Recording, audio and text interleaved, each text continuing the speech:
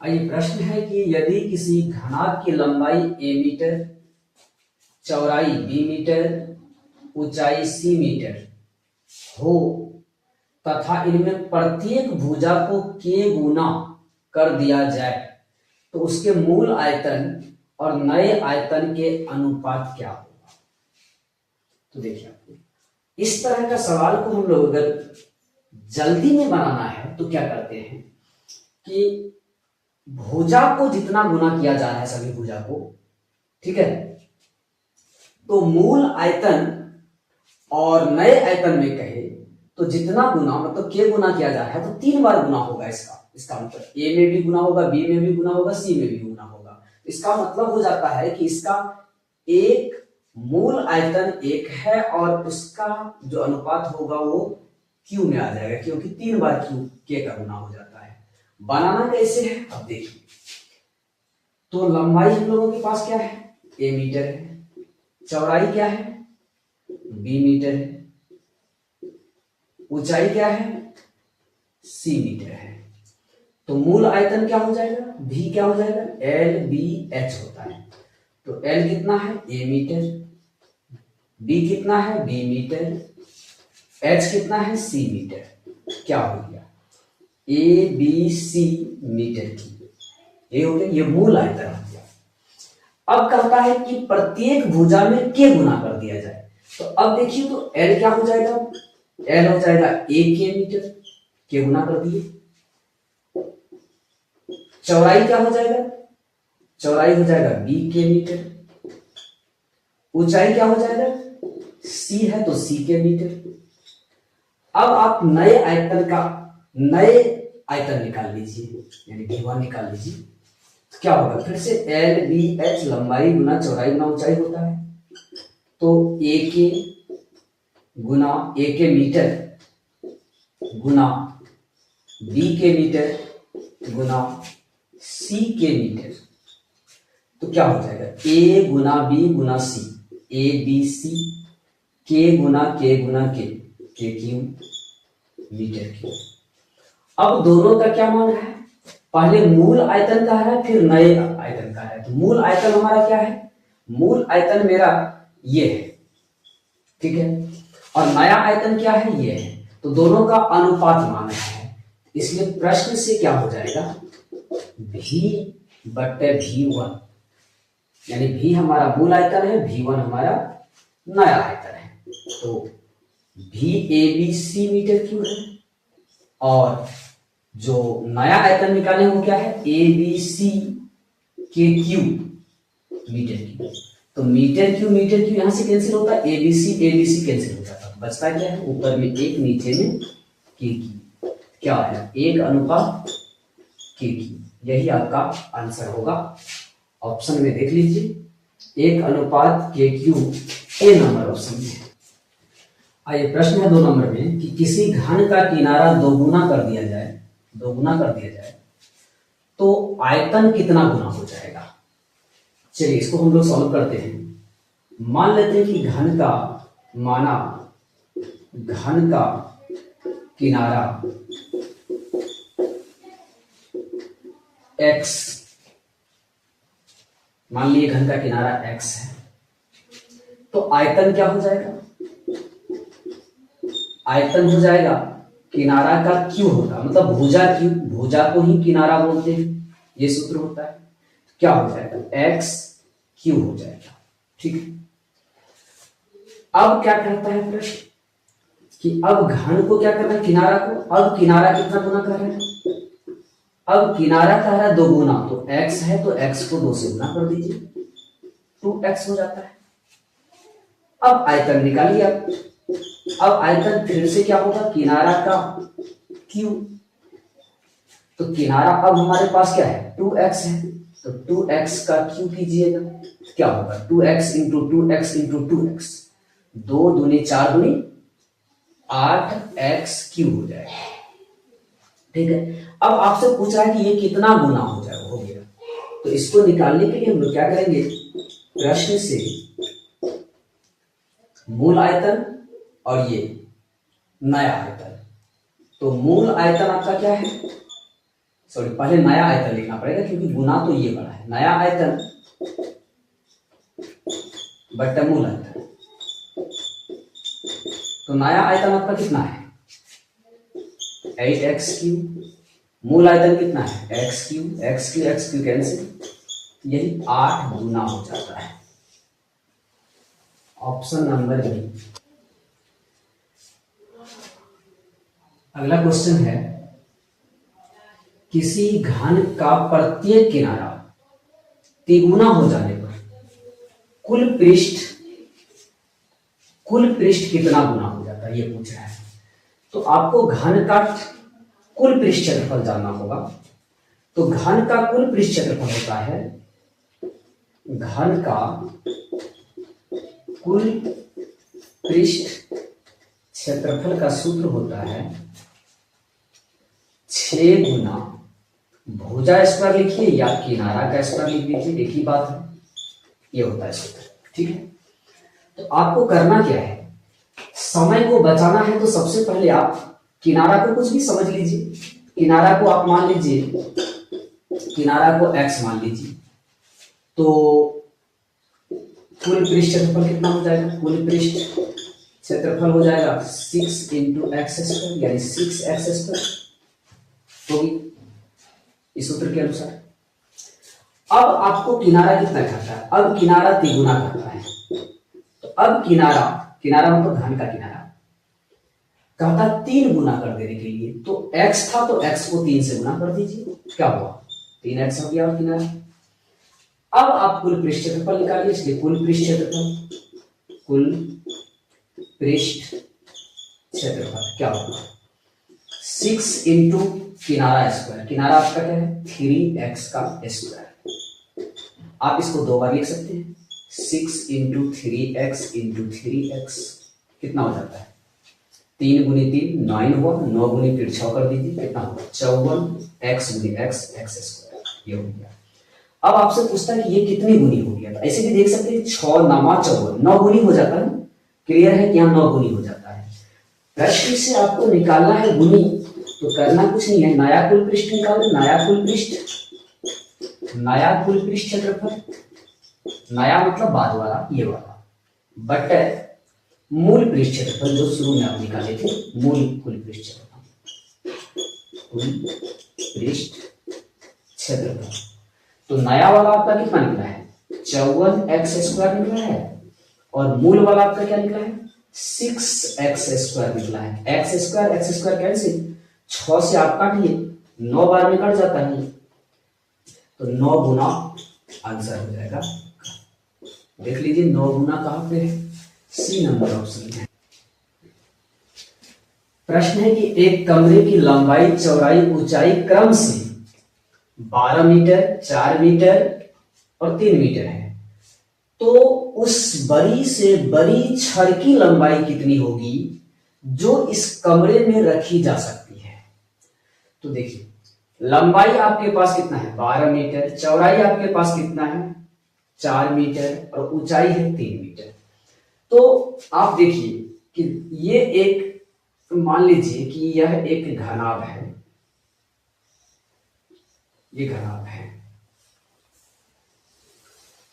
अब आपको इसमें बड़ा से बड़ा छड़ रखना है, तो कहां से कैसे रखिएगा, आप ध्यान से देखिए कि बड़ा से बड़ा छड़ अगर हमको रखना है तो बिकर रखना पड़ता है। कहां रखना पड़ेगा आपको, बिकर। यहां से ये बिकर ले लीजिए, यहां से ये ले लीजिए, यहां से, मतलब आपको कमरे में बड़ा से बड़ा छड़ निकालने के लिए आपको क्या करना पड़ेगा, विकर्ण की लंबाई निकालना पड़ेगा। यानी जितना बड़ा विकर्ण है वही आपके कमरे की लंबाई हो जाएगा। तो सिंपल सी बात है, यहाँ पे एल आपको पता है कितना 12 मीटर, बी आपको चौड़ाई आपको पता है 4 मीटर, ऊंचाई आपको पता है 3 मीटर। तो कहने का मतलब बड़ी से बड़ी छड़ की लंबाई जो होगा कमरे में रखी जा सकने वाली बड़ी से बड़ी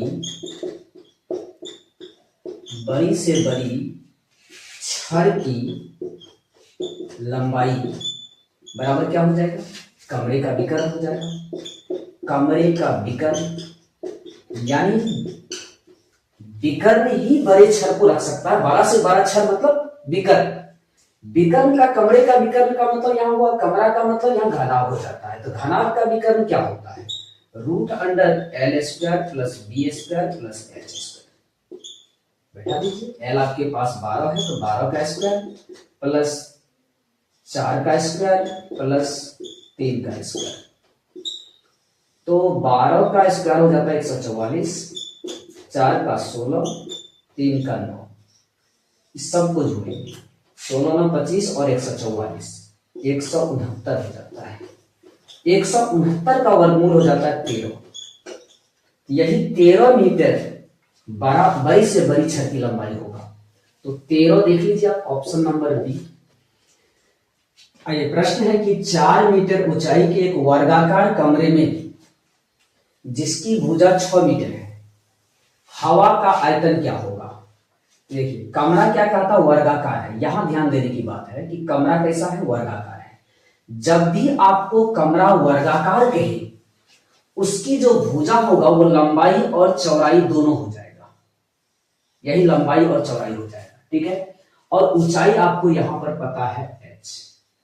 तो हम लोग क्या करते हैं, कमरे का आयतन क्या होता है? लंबाई गुनी चौड़ाई गुनी ऊंचाई, तीनों को गुना कर दीजिए जब भी आपको ये बात हो। तो इसका मतलब कमरे की लंबाई कितना हो जाएगा? 6 मीटर। चौड़ाई कितना हो जाएगा? 6 मीटर। क्यों होगा? क्योंकि कमरा क्या होता है? वर्गाकार है। तो वर्गाकार है तो इसका लंबाई और चौड़ाई क्या हो जाता है? बराबर हो जाता है। तो कमरे का लंबाई और चौड़ाई दोनों सेम हो जाएगा। ऊंचाई आपको पता है कितना? 4 मीटर। आपको हवा का आयतन निकालना है, मतलब आयतन निकालना है। तो आयतन का सूत्र क्या होता है? एल बी एच, ठीक है। तो L 6 metre into 6 metre into 4 metre, गुना कर दीजिए। 6 गुना 6 कीजिए 36, 36 को 4 से गुना कीजिए 144 घन मीटर। देख लीजिए कहां पे है, डी नंबर ऑप्शन सही है। प्रश्न है कि यदि किसी घन का विकर्ण x m है, विकर्ण x m है, तो उसका एक किनारा, तो घन का सभी किनारा बराबर होता है, तो एक किनारा का है, तो एक किनारा या सभी किनारा एक ही होगा। तो यहां पर घन का विकर्ण दिया हुआ है, आपको घन का विकर्ण का सूत्र आना चाहिए। तो देखिए, घन का विकर्ण का सूत्र क्या होता है? घन का विकर्ण का सूत्र हो जाता है √3 गुना किनारा लिखिए चाहे भुजा लिखिए, एक ही बात है, किनारा ही लिख देते,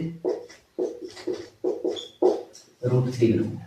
इसी पर आप रखिए x का विकर्ण हमको पता है x लिख दीजिए। यहाँ क्या होगा?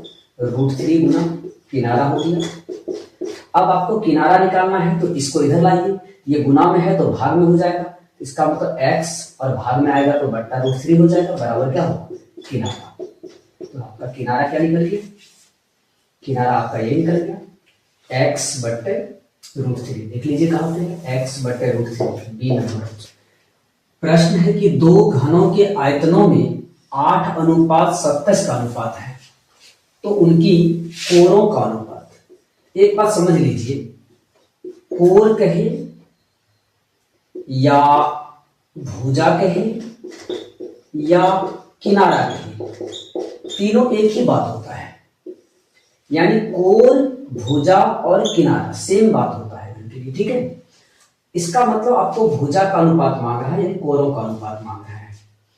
तो देखिए, इसको हम लोग अगर समय को बचाना है, जल्दी निकालना है, तो करना कुछ नहीं है, मतलब आयतन के अनुपात जो दिया रहता है उस पर आपको क्यूब रूट कर देना, यानी घनमूल दोनों का निकाल देना है। तो 8 का घनमूल 2 होता है, 27 का घनमूल 3 होता है।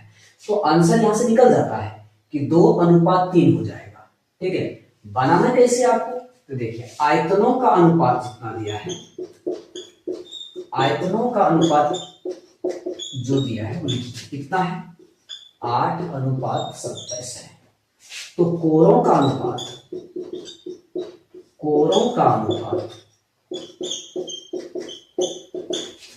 8:27 क्यूब रूट, यानी घनमूल निकाल लीजिए। 8 का घनमूल कितना होता है? 2 होता है, और 27 का घनमूल कितना होता है? 3 होता है। ठीक है, तो इसका मतलब हुआ कि 2:3 हो जाएगा। ऑप्शन में 2:3 सी नंबर में है। लेकिन आप देखिए ये होता कैसे है, आपको हम बताते हैं। जैसे आयतन क्या होता है, पहला का आयतन मान लीजिए, आयतन का सूत्र होता है भुजा क्यू, यानी कोण का क्यू, कोण का क्यू होता है। अब आपको अगर कोण निकालना है तो क्या कीजिएगा, E3 को इधर लाइएगा। जब ये 3 पावर में इधर आ जाएगा तो 1/3 हो जाता है पावर में। तो यहाँ 1/3 का मतलब क्या हुआ कि क्या निकालना है, घनमूल निकालना है, यानी क्यूब रूट हो गया। तो इसका मतलब कोण बराबर क्या हो जाएगा, भी का क्यूब रूट, यही यहाँ हुआ है। तो जितना आयतन होगा उसका घनमूल आप निकाल दीजिए, वही आपका क्या हो जाएगा, कोण हो जाएगा। तो वही यहाँ पर हुआ है। एक घन का घनफल 1331 घन मीटर है। तो इसकी एक कोण की लंबाई कितनी है ये ज्ञात करना है। तो आप समझिए कि घनफल क्या होता है। घनफल का मतलब आयतन होता है। घनफल बोले या आयतन बोले एक ही बात होगा। कहने का मतलब घन का आयतन ये मालूम है हमको, क्या निकालना है, कोण निकालना है। तो घन का आयतन क्या होता है, घन का आयतन का सूत्र आप पढ़े हैं, कोण का यानी भुजा क्यू या कोण क्यू लिखी, तो भुजा कोण ही लिखते थे, कोई दिक्कत नहीं, कोण का क्यू यही होता है। अब ये मान आपको पता है कितना, 1331 मालूम है। और कोण अब यहाँ क्यू है तो इधर आएगा, तो इधर आएगा तो उसके बदले यहाँ पावर हो जाता है 1/3 हो जाता है। 1/3 का मतलब घनमूल हो गया, यानी 1331 का घनमूल आपको निकालना है, कोण हो जाएगा आपका। तो 1331 का घनमूल आपको सोचना 11 गुना 11 गुना 11 करने पर 1331 हो जाता है। तो कहने का मतलब कोण क्या होगी, इसलिए कोण की लंबाई क्या हो गया, 11 मीटर। देख लीजिए 11 मीटर कहाँ है, ऑप्शन नंबर ए में 11 मीटर है। अगला क्वेश्चन है कि 5 सेमी किनारे वाले एक घन को 1 सेमी किनारे वाले कितने घनों में विभक्त किया जा सकता है। देखिए इस तरह का सवाल जब भी आपको कहे कितने घनों में विभक्त किया जा सकता है ना, तो आपको जिसको विभक्त करना है उसका आयतन और जिससे विभक्त करना है उसका आयतन, दोनों का आयतन को भाग दे दीजिए। ठीक है, तो कहने का मतलब घनों की संख्या का यहाँ एक सूत्र बन जाता है, घनों की संख्या बराबर क्या हो जाएगा, बड़ा घन जिसको बड़े घन का आयतन और बटा छोटे घन का जो जिससे बनाया गया है छोटे घन का आयतन। तो बड़ा घन का आयतन मतलब बड़ा घन का भुजा का क्यू, आयतन क्या होता है सूत्र भुजा क्यू। तो बड़े घन का भुजा कितना है, तो 5 है तो 5 का क्यू कर दीजिए, और छोटे घन कितना है, 1 का क्यू कर दीजिए। तो आपका क्या निकल जाता है, 5 का घन का मतलब 125 और 1 का घन का मतलब 1 होता है। तो इसका मतलब हुआ कि 125 घनों में विभक्त किया जा सकता है।